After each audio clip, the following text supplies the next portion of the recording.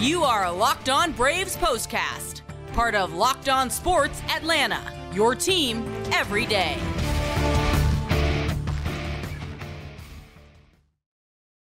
Hello and welcome into the Braves POSTCAST, part of the Locked On Podcast Network, your team every day. Grant McAuley alongside Jake Mastroianni after a frustrating night of baseball for the Braves, who rolled into Philadelphia with some momentum, jumped out to an early lead, but they were not able to hold on to it. The Phillies coming back with a pair of big home runs to beat the Braves 5-4 in the first of this four-game series.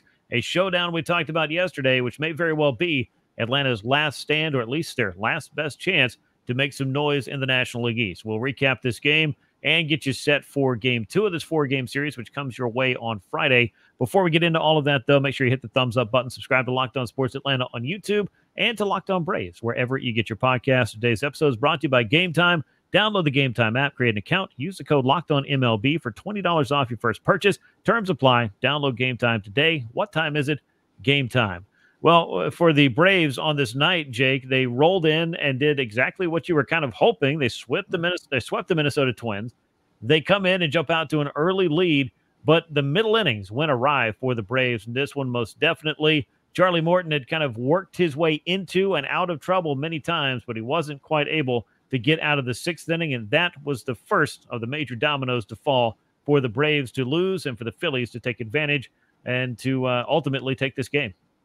And you said, I mean, everything was going the Braves' way this week, and in this game in particular, you got the sweep, you came into it, even after getting in very early, late, whatever you want to call it, last night, this morning, you come out, you jump out to a lead, and you kind of, shut things down a little bit in that stadium. Obviously, it doesn't take much for them to get going again, but you had the early lead, you had exactly what you wanted, and just weren't able to hold on. And, that's a couple of times this week now that the Braves have had some pretty, solid leads, and the bullpen hasn't been able to hold on to it. Now we'll get into that more, but this one hurts. It certainly does. And if it's a, regular, earlier in the season game, I'd probably say, okay, you had some bad batted ball luck. A couple things didn't go your way. That happens in baseball sometimes, but we're at the end of the season now. As you said, it's kind of the last stand. You got a chance to win this game. You really want to finish it off.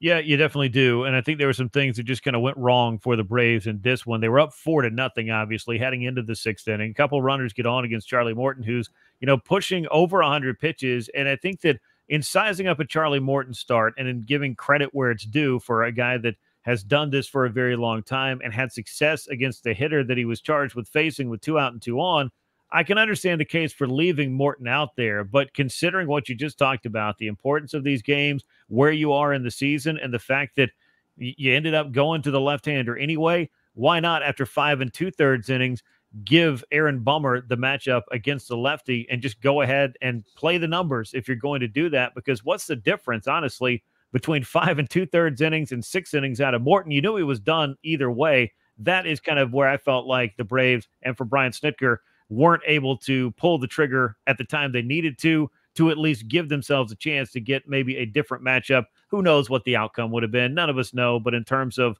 woulda, coulda, shoulda, that ranks up there pretty high. Yeah, I mean, they very well, if you bring in Bummer, they probably pinch hit a righty there in that spot anyway. And, who knows what happens, but it should have been Bummer either way. I'm not, obviously in hindsight, it's easier to say but I think we all were thinking it. He was up and ready to go, and it should have been his spot, with Morton kind of losing it a little bit. But, this kind of goes back to what's happened the last couple of games here. And we talked about it yesterday, the fact you've had to use your top bullpen arms. And I feel like that leads a little bit to this loss, because if you have Pierce Johnson, Joe Jimenez, and Iglesias ready to go, I don't think you hesitate to go to Bummer in that spot, because you have those guys ready to go. But with, especially Iggy and Joe Jimenez likely down in this one, Snicker's trying to get a couple more outs there from Charlie Morton to get through that inning, and then deploy Aaron Bummer against the top of their lineup, where you got a couple of lefties in Schwarber and Harper. So I get the thinking and I understand the reasoning a little bit, but again, as I kind of said at the minute, you almost have to treat these like a postseason game. And you got a chance to win. You have to go and get it. You cannot try to just get another out from your pitcher when they clearly look like they're done. You had the guy up and ready. Go to him. Get out of that inning. See what falls after that. But certainly left him in there a little bit too long. Got burned by it. And look, the ball went out. It's a home run. It was clearly wind aided. It's a 38-degree launch angle. Yeah. Both Laureano and Michael Harris were thinking it was going to be a routine fly ball, and it carried out. But either way, it happened. It was a home run. But certainly, again, getting back to the bullpen situation, I think it's a carryover from what happened in the last 2 games of that Twin series, having to use so much of your top bullpen arms. Yeah, and you understand why they're using them, and you also understand and appreciate the fact that they're trying to win those games. They're trying to win all those games. I heard Brian Sticker talking about it after this contest, and I mean, I know it's not going to make anybody feel any better to listen to him explain it when the explanation is, yeah, we're trying to win, and it sucks, and they're all tough, and they're all going to be tough losses, and we're not going to go 30-0. I know that kind of stuff probably doesn't make people feel too much better either. Of course, I don't really know what else he's going to say besides it is not fun to lose in some way, shape, form, or fashion. There's just not really much else you can say about it. When you do look at what was going on in this game, I mean, I guess it was 1 out and 2 on for Charlie Morton, but you did have the lefty coming up there, and it was the bottom half of the order, and I do get it, but if you've got Aaron Bummer ready, why not? And you only ended up using him for, what, a third of an inning in this one as well, or excuse me, 2/3 of an inning in this one. Why not let him do it? So take everything I said earlier, take 5 1/3 and put it in for when I said 5 2/3. Those couple of outs could be really big. And I think that the real frustration factor, I'm sure for, a lot of the Braves fans that were watching this game and a lot of the folks I heard from on social media was, why do you have that guy ready if you're just not going to use him in that situation? And I think that is kind of part and parcel to this loss. And that wasn't even the one that gave the Phillies the lead either. That was Grant Holmes against Nick Castellanos, in the 7th inning, as the Phillies got a big 2-run homer there that put them on top. And I said this on social, and I'll stand by it as well. I mean, there have been some losses that I guess have felt a lot worse this year. I know this one obviously stings, though, when you get up and you're winning this game. But when it all comes down to it as well, the Marsh at bat, I feel like, was the place where you had the opportunity to really, truly change the outcome of this game. There was some fluky batted ball luck with that, as you mentioned. 240 expected batting average on the Marsh home run. Michael Harris, the second couple innings later, hit an absolute screamer to center field. That had a 740 expected batting average. It was caught right in front of the wall. It's just one of those things. I mean, baseball is a weird, fluky game. If you try to figure it all out or go all by the numbers, it'll still do things that you don't expect it to do. Yeah, it's just, again, like I said, if this were a game 34 of the season, I think you're going to sit back a little bit easier and say, the Braves played well in this one. I thought for the most part they outplayed the Phillies in this one. It's really just 2 big swings that you had, that Marsh at bat and then the Castellanos at bat. I thought the Braves swung the bats really well. The only thing I didn't like, the at bats late in the game against the relievers weren't very good. Weren't really some great at bats like you saw earlier in this one. But for the most part, again, if you just sit back and don't think of it, you need to win every single game. I thought the Braves played pretty well in this one. Just a couple of things that didn't go their way, and they end up losing it. But yeah, and you're right, that spot, right there against Brandon Marsh, I feel like that was the game. I know Castellanos was the go-ahead home run there, which I don't know why you keep throwing him fastballs. He's slugging 463 against fastballs this year. He's slugging 360 against breaking pitches, and Holmes has a really good slider. I think having Trey Turner on third base there maybe had a little bit to do with it. You got a fast runner on third, so you want to be careful about breaking pitches in the dirt. Yep. So that certainly plays into that decision making. But they throwing 2 fastballs there to Castellanos certainly plays into his wheelhouse. But again, it goes back to the Marsh at bat. That right there to me was the game. Yeah, and you're in a position, too, where, I mean, Grant Holmes, all due respect to what he has done and the role that he can play in the bullpen, I mean, that's not exactly the leverage reliever choice that you want to make there either. Yeah. Yeah. And again, it goes back to the last couple of games. You were probably down Jimenez, wanting to avoid him, down Iggy. If it's a normal situation, that's probably Pierce Johnson or Joe Jimenez there in that spot. But because you had to use some of those levers, and look, I was fine with that. You got a chance to win those games, go and do it. But it's just a result of that. Now you're having to count on a Aaron Bummer and a Grant Holmes in those high leverage situations to try to win a really big game. Yeah, I almost wonder if they did have a save situation. I mean, is that Dylan Lee at this point? It seems like Pierce Johnson. I mean, if Pierce Johnson is also down, I don't know who all's down or who all's up or what they're all doing. And that is kind of the frustrating part about sitting off to the side. You want to say, all right, we should use this guy, this guy, this guy, and this guy.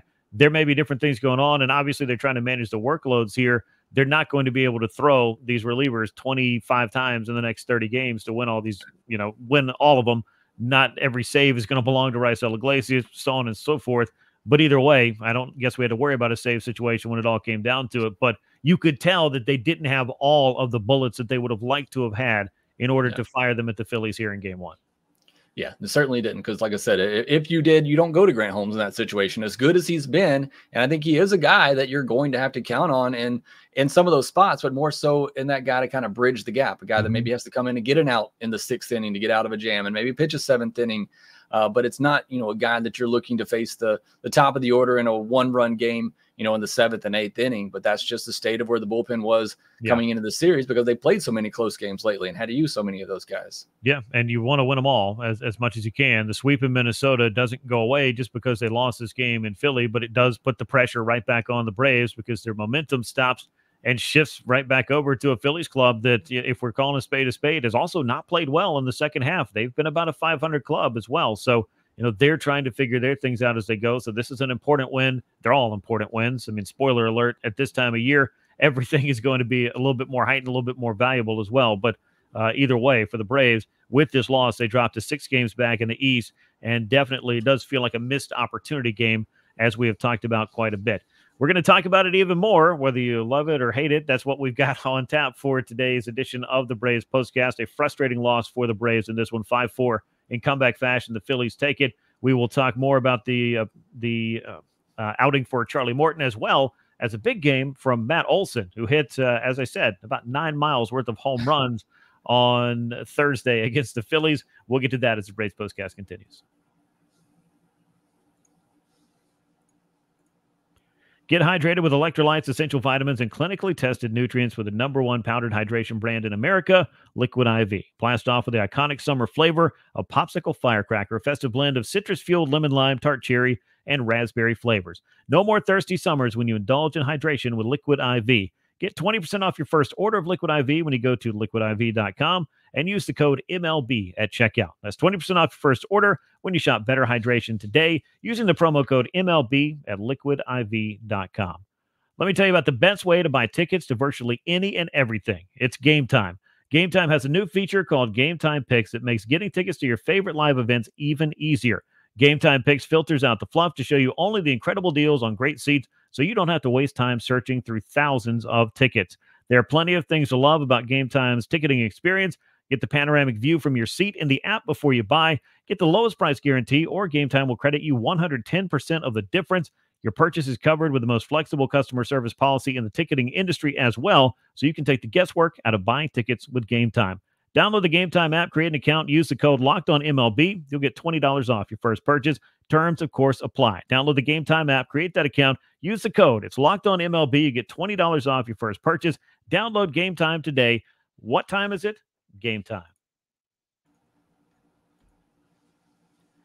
Well, Jake, let's pick apart a little bit more, pick the bones of what was an unfun day of baseball for the Braves after what had been a very, very good series coming in.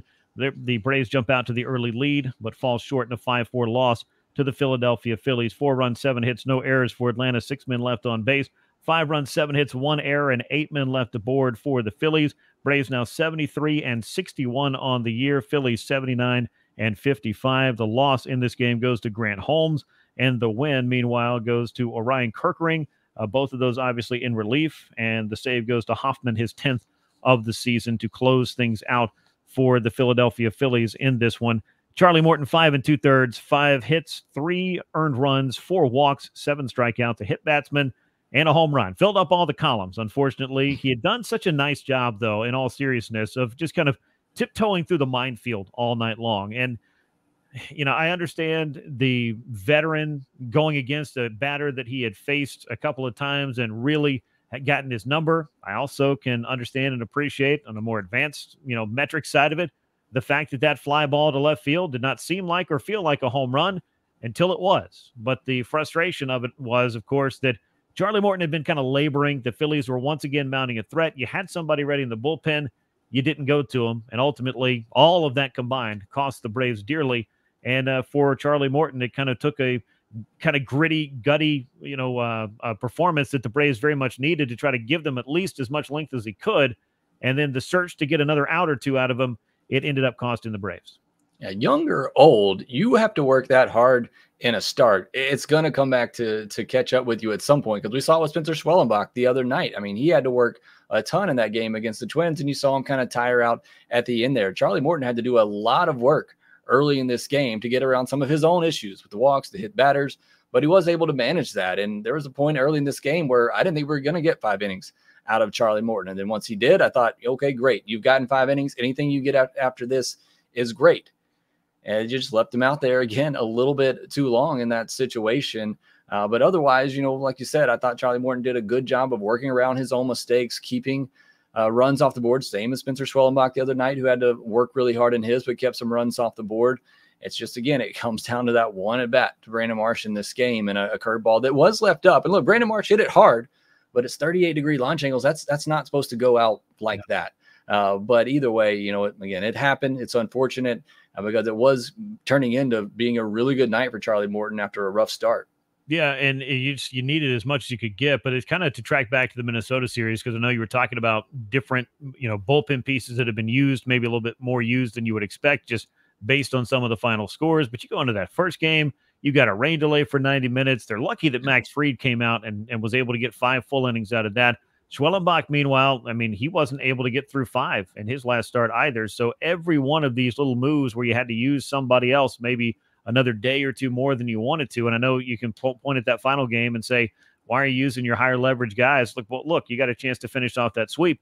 You should certainly take advantage of that. But you knew it was going to put them at least some kind of an imposition with a reliever or two. At the very least, it felt like Joe Jimenez and probably Raisel Iglesias weren't going to be available in this game, and that was going to change things. Of course, neither of those guys were going to come in the 6th inning, so all of that is a moot point. You just didn't make the decision to go to Bummer there. And ultimately, as hindsight so often is, I don't even know if it's 2020, Jake. I feel like hindsight is like 2010 vision. It's like fighter pilot vision, Ted Williams vision when we go back and look at it all.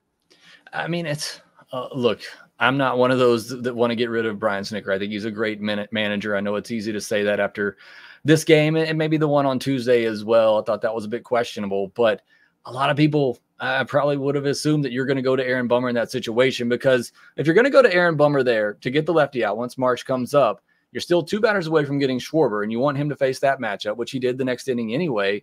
So you're probably going to go ahead and bring Aaron Bummer out for that next inning. Again, I get it. You're trying to get one more inning to not have to bring those relievers in, but just why not go ahead and go to him? You have him up ready. You have a lefty. Essentially, it was the game. Like I said, we've talked about, that was the game. That was the spot in this one where the game was decided, and you just made the wrong decision. And look, it happens. And again, we've talked about it a lot, but it all goes back to what happened in that Minnesota series. And great, you swept it. I'm okay with the decision on Wednesday to go to your best guys, to close it out. You didn't want to make the same mistake you did the night before, where you didn't go to those guys, and then you end up having to use all of them because the game got tied up. But it does, I think you can say that correlates to a loss in the first game of the series. Yeah, and it all connects, obviously. And the, also infuriating thing, I don't know if we really touched on this too much, but then when you bring Aaron Bummer back out to start the 7th inning, Trey Turner works that walk. And that's one of those things where, on a night Charlie Morton pitches, you've already probably been hyper aware of, is it a walk before something bad happens? And it was, only this time it was a walk by another pitcher and a home run given up by the next guy up. And unfortunately on this night, the next guy up thing either wasn't timed correctly or just didn't work out for the Braves. And sometimes, unfortunately, that is the game of baseball. Braves bats awfully quiet against the Phillies bullpen. 3 1/3 innings of hitless ball for them. No walks and 5 strikeouts. The cruelty of the game, again, as I mentioned earlier, Marsh's 3-run homer at .240 expected batting average. Michael Harris had probably the hardest hit ball of the night, not off the bat of Matt Olson, which we will get to in a minute, because we have covered most of the doom and gloom here and might as well cover a couple of things that did go right for the Braves. .740 expected batting average for Michael Harris on the liner. Orlando Arcia also with a double and a run knocked in to get the Braves scoring started. It was Matt Olson, though, who took it from there. 2 homers, 450 feet. I felt like he might have been shortchanged a little bit. Maybe it's just the optics of hitting it over the batter's eye that has me feeling that way. But either way, you don't see him up there too often. I had some people point out, oh, no, Evan Gattis did that. No, Evan Gattis hit a titanic home run, but it was to left center field. And I don't think there are too many balls hit over the batter's eye in too many stadiums. You know what I'm talking about. Be that as it may, another one for 427 feet later, and that's 14 home runs in 22 regular season games for Matt Olson at Citizens Bank Park, Jake. Yeah, he's got up to 25, and there was a real question if he'd get to 30, and I guess that still is a question, but to be where he is now, just a good second half. I know he had a little bit of a rut there a couple of weeks ago, but either way, he's had a really good second half of the season, definitely turned it on with the power. It's now 6 games in a row with an extra base hit. I don't know if I need to get a tracker going or not, but that is certainly great work for Matt Olson, as we continue to say. That's what you've been looking for with him all year long, is that extra base, that power potential. He certainly delivered in this one. He gave it his best effort to carry the Braves to a win. Also, I wanted to mention the Arcia hit you talked about. That was a clutch hit there in a 2-out situation. Harris being able to score from first shows some of that speed that we talked about that now is in the middle of that order. He was batting 7th tonight behind Ramon Laureano, has been great lately, and had a hit in this one, but also struck out 3 times. There was that at bat versus Strom where Strom just kept giving him pitches to hit, and he kept fouling him off, could not square one up. I really thought he was going to come through in that spot. But, some good stuff. Like I said, there are some good things to take out of this game. It really just comes down to the bullpen situation that you had in this one that I think proved really costly. Yeah, it ultimately did. Just looking at Matt Olson's game logs, he had 13 home runs through his first 102 games of the season. And now as he sits in game number 134, he just reached 25. So some simple math, a dozen home runs in about 31 games. Pretty impressive stuff for Matt Olson here, 32 games here lately for him, and a couple of big home runs that had the Braves in the lead. But as we've talked about ad nauseum at this point, that lead did not stand the test of time for the Braves in their 5-4 loss against the Phillies. We're going to turn the page, or at least attempt to, when we come back on the Braves Postcast, talk a little bit about Game 2 of the series and what else is going on for the Braves as far as their playoff positioning is concerned and where they are in the standings, both now in the East. And, of course, we'll take a look at the wild card when we come back. Prize Picks is America's #1 daily fantasy sports app with over 5 million active members. Get in on the daily action with your friends and become part of the Prize Picks community today. You can now win up to 100 times your money on Prize Picks with as little as 4 correct picks. You could turn $10 into $100. Prize Picks is available in more than 30 states across the country. That includes California, Texas, and right here in Georgia. Download the Prize Picks app today. Use the code LOCKEDONMLB. You'll get a first deposit match of up to $100. That is code LOCKEDONMLB, all lowercase, on the Prize Picks app, and you get that first deposit match of up to $100. Pick more, pick less. It is that easy with Prize Picks. Well, Jake, as we continue on here, the Braves have to, I would say, have a pretty short memory about this and just get back to their winning ways, which the last couple of weeks has been the best that we've seen in some time. I know they haven't all been perfect. Some of them have been pretty hard fought, tooth and nail and what have you, but they have to go out there and even things up on Friday, and they can't be allowing this to linger for too long. And this is a club that historically has been pretty good at having that separation. Yeah, it's been kind of the calling card of this team for a while now, the even kill, that's something you hear a lot about this team, that they're pretty good at just shaking off, anything like this that happens and come back out the next day. But, it's not that team. We talked about it a lot. You cannot compare this 23 to 24 anymore. It's not the same group of guys. I still think you have that mentality in there, but there is a sense of urgency now. And maybe that's a good thing for this team. Maybe they need that sense of urgency to get back out there. You obviously got some good starters. You feel like the rest of the series are going to give you a chance to win, but it's hard not to think about the fact you had this one. This is a game you feel like you should have won, get the series off on a good start. You let it get away from you. Going to be hard to shake that off, but that's what they got to do. Yeah, Reynaldo Lopez is going to get the ball in Game 2 on Friday. Max Fried will go Saturday, and then it's Spencer Schwellenbach for Sunday Night Baseball. In case you haven't looked at the schedule, Braves and Phillies will be under the lights there as well. It's Lopez against Ranger Suarez in Game 2. And another good thing about this, before we get into the starting pitching matchup, the Braves should have the full bullpen assortment back for the rest of this series, I would imagine, and that could factor heavily into the plans and also the decision-making process behind what reliever you can deploy in what situation and exactly how much depth you have to work with. And you hope you get that situation again, right? I mean, this was you had the opportunity in this one. You just didn't have the bullets available, and now you just hope to have that opportunity again. But you're right. You should have that opportunity. Look, we said coming in, though, or I said coming in, you have to win this series. Just splitting it doesn't do you any good. You still go into the month of September 5 games back, and that's a lot to overcome with 25, 26 games left on the schedule. So the Braves got to find a way to bounce back and win these next 3 games. It's going to be a really tough challenge, but you do like those pitchers that you have on the mound for you to give you a chance. Yeah, the Braves now 6-4 against the Phillies head-to-head. The split series, as you just mentioned, is 5 games back, leaving. Taking 3 out of 4 has you at that manageable 3 games back. And for the sake of both brevity and our own sanity, we won't go through the other scenarios, which are obviously not ideal for the Braves in this one. You might have noticed over at third base, Luke Williams was filling in yet again. Gio Urshela missed the past couple of games with a sore groin. Mark Bone of MLB.com among those to report. He expects to be back this weekend. But, Jake, isn't it just crazy to be talking about yet another player dealing with yet another malady, though this one hopefully not major, but unavailable for the Braves, and all he's trying to do is fill in for the guy who the Braves lost for 6 to 8 weeks. Yeah, just par for the course this season, unfortunately. Kind of all wondered yesterday why Luke Williams was in there. Luckily he was. He had a big game, and he had a good play tonight, too, on a hard-hit ball that was hit to him. He moved the Trey Turner to third before that home run, but I thought that was a really good play out of him. But yeah, just unfortunate, but it just is the year, and unfortunate for Urshela, who was starting to catch on and get in a group here with this Braves team. Hopefully it does nothing major and get him back in there soon. Yeah, hopefully it doesn't keep him out for very long because the Braves certainly need him. His defense has been very good. Luke Williams, though, a nice couple of days for him, certainly, and not having an opportunity to play altogether that much, making the most of it, which is good to see. With Urshela back in there at third base, though, you feel like that Braves infield defense is where it needs to be. They attempted to double up Trey Turner on this night, but obviously we know how difficult that could be. That didn't play out in this particular game. But as the Braves get themselves ready for Game 2 on Friday night, 6:40 p.m. Eastern Time, first pitch, Game 2 of the 4-game series, we'll see right-hander Reynaldo Lopez on the mound, 7-4, 2.02 ERA. The lefty Ranger Suarez will face the Braves. He is 11-5, has a 2.82 ERA on the season. When we last saw Reynaldo, it was against the Phillies, and it was maybe the best he's looked in a Braves uniform to this point, Jake. Atlanta could certainly use another one of those to help them get back even in this series. And Reynaldo Lopez, after that little stint on the injured list, that chance to kind of rest and recharge, hopefully he's ready for some important innings that will begin on Friday night at Citizens Bank Park, or they'll continue with, I'm sure, many more to come, the Braves are hoping.